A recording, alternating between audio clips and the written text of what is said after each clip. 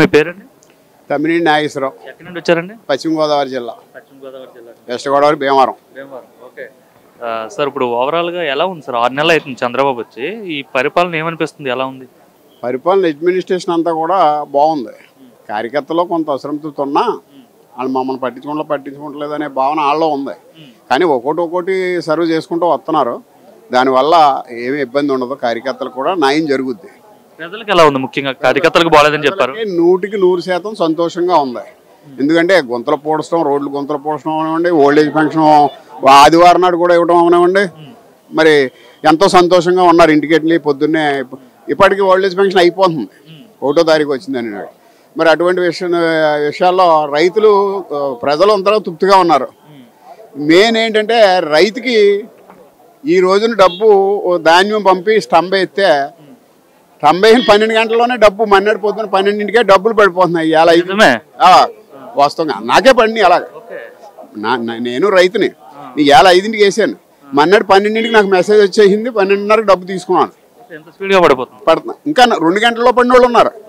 నేను మన్నాడు 12ంటికి పడి అని చెబుతున్నాను, కానీ ఇంకా 2 గంటల్లో పడిపోయిన రైతులు 3 మంది ఉన్నారు. ఇట్లా పడేవి కాదండి.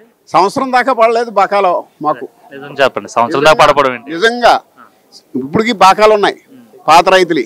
వాళ్ళకి ఎవరైనా ప్రభుత్వం అంటే పెండింగ్ తేడా నెంబర్ అని చెప్పి మెలెట్టి ఈ క్రాప్ అవ్వలేదని రకరకాల ఇబ్బందులు పెట్టి ఇంకా బెండింగ్ సంవత్సరం వరకు ఇవ్వలేదు.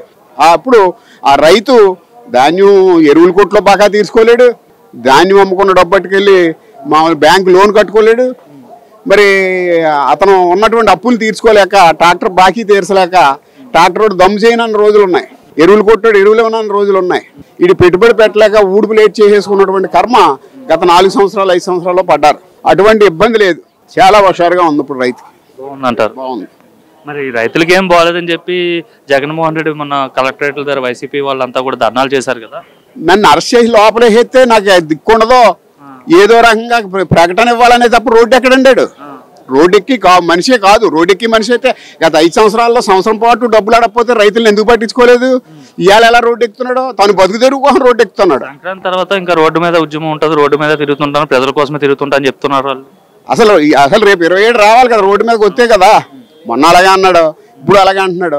అలా ఏదో బ్లాక్మెయిల్ చేసి బతకడం తప్ప రాష్ట్రాన్ని సర్వనాశనం చేసిన వాడికి రోడ్డు మీద బతికే హక్కు ఎక్కడుంది? అంటే రాష్ట్రాన్ని 6 నెలల్లో చంద్రబాబు నాశనం చేసేసాడు, జగన్మోహన్ ఉంటే బాగుండేది అని చెప్పి చాలా మంది ప్రజలు అనుకుంటున్నారంట. ప్రజలకి పబ్లిక్ లో కనపడుతుంది కదా. ఓల్డేజ్ పెన్షన్ ఇచ్చినా, రోడ్లు బాగు చేసినా, అన్ని పథకాలు గ్రామ ప్రజలకు అందించిన ఈ 6 మాసాల్లోనే జరుగుతుంది కదా. అది జరిగినప్పుడు ఇంకా ప్రజలు ఎలా నమ్ముతారు ఇతని మాటలని?